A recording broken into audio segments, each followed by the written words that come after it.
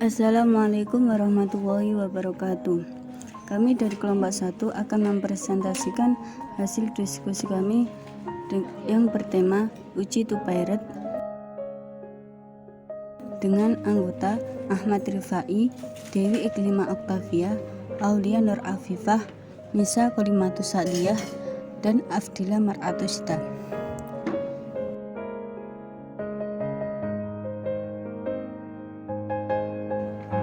Kemudian ada 4 rumusan masalah.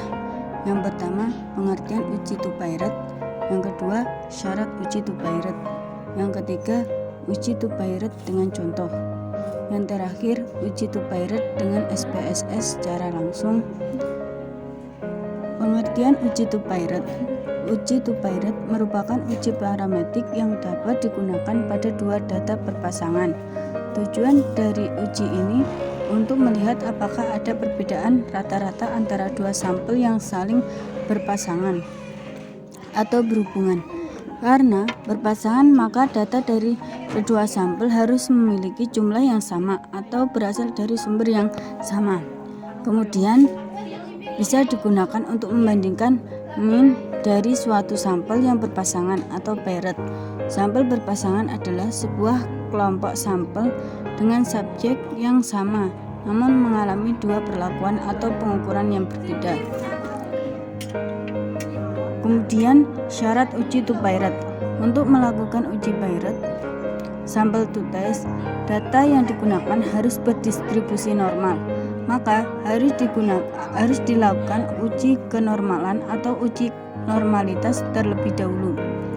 Jika seandainya uji normalitas tidak terpenuhi, maka alternatif yang dapat digunakan adalah uji Wilcoxon yang merupakan analisis statistik non-parametrik atau Shapiro-Wilks, Lilliefors atau Kolmogorov-Smirnov. Dengan rumus perhitungannya adalah T sama dengan D per SD per akar N. Keterangan T adalah jumlah hitungan. D. Rata-rata selisih 2 min atau rata-rata atau average. SD. Standar deviasi selisih perbedaan. N. Jumlah sampel. Kemudian contoh uji to Pirate dengan data di samping adalah data hasil tes awal atau poin sebelum pelatihan angka double dan tes akhir atau poin sesudah melakukan pelatihan angka double. Data ini terdiri dari 15 sampel yang berdistribusi normal, yaitu dengan cara langkah-langkah melakukan uji to Pirate. Yang pertama, klik analis, kemudian comparison, kemudian Pirate sample to test. Jika sudah, kemudian memasukkan variabel dari sampel berpasangan. Setelah kita melakukan langkah di atas, akan terbuka jendela Pirate sample to test. Masukkan variabel dari sampel berpasangan pada kotak Pirate variabel. Pada kolom variabel 1, masukkan variabel pada kondisi pertama, contoh teks awal, dan variabel 2 masukkan variabel pada kondisi kedua, contoh teks akhir. Jika sudah, akan muncul semua data secara otomatis dan diklik OK. Untuk melihat analisis ditampilkan pada jeda output. Bismillahirrahmanirrahim. Saya di sini akan sedikit menjelaskan tentang uji Pirate sample t-test dengan SPSS. Sebelumnya, di sini sudah terdapat contoh data peningkatan kekuatan otot kelompok perlakuan dengan pelatihan angkat dumbbell. Di sini terdapat contoh data yang berisi nilai tes awal atau poin sebelum pelatihan angkat dumbbell dan tes akhir poin sesudah melakukan pelatihan angkat dumbbell. Uji Pirate sample t-test ini untuk mengetahui apakah terdapat perbedaan dalam hasil tes awal dan tes akhir. Jadi uji Pirate sample t-test ini untuk menunjukkan apakah pelatihan angkat dumbbell ini efektif dalam meningkatkan kekuatan otot. Langkah pertama yang harus dilakukan yakni membuka aplikasi SPSS terlebih dahulu. Lalu klik variable view. Lalu Lalu pada tabel nama, kita klik awal dan akhir. Pada label awal kita tulis tes awal, dan pada label akhir kita tulis tes akhir. Pada desimal, kita kurangi sampai menjadi 0.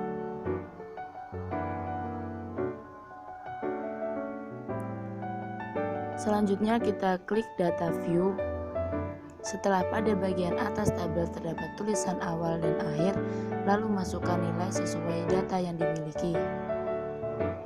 Ini data dari Excel, saya blok. Lalu nanti akan saya copy dan saya pindahkan ke SPSS. Lalu kita paste. Data sudah terinput di SPSS. Lalu klik Analyze. Lalu pilih Compare Means. Lalu Paired Sample T-Test. Lalu pindahkan ke sebelah kanan dengan mengklik data yang ingin dipindah dan klik di tengah tersebut. Lalu ulangi untuk yang lainnya. Lalu klik OK.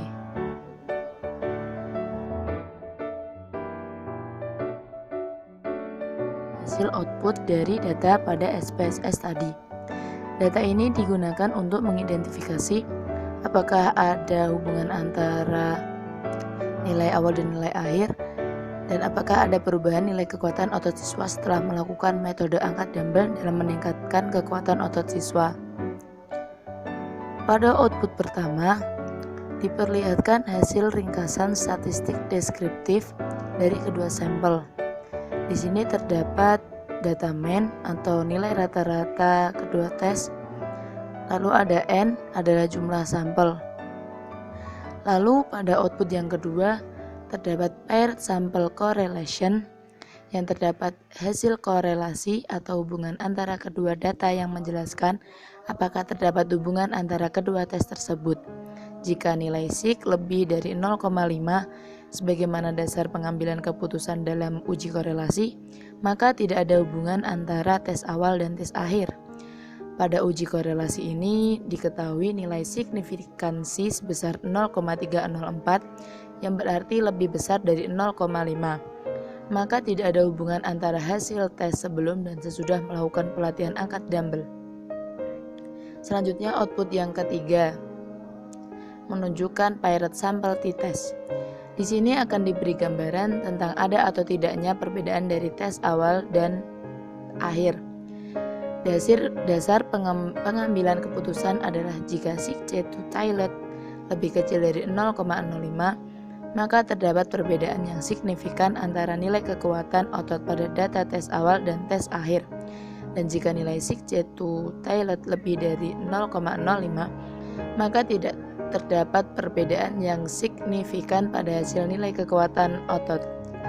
Data di atas pada SIG C2 menunjukkan hasil sebesar 0,001. Maka dapat diketahui bahwa nilai SIG sebesar 0,001 lebih kecil dari 0,05. Maka kita dapat menyimpulkan bahwa terdapat perbedaan yang nyata antara hasil tes sebelum pelatihan dan sesudah pelatihan angkat dumbbell.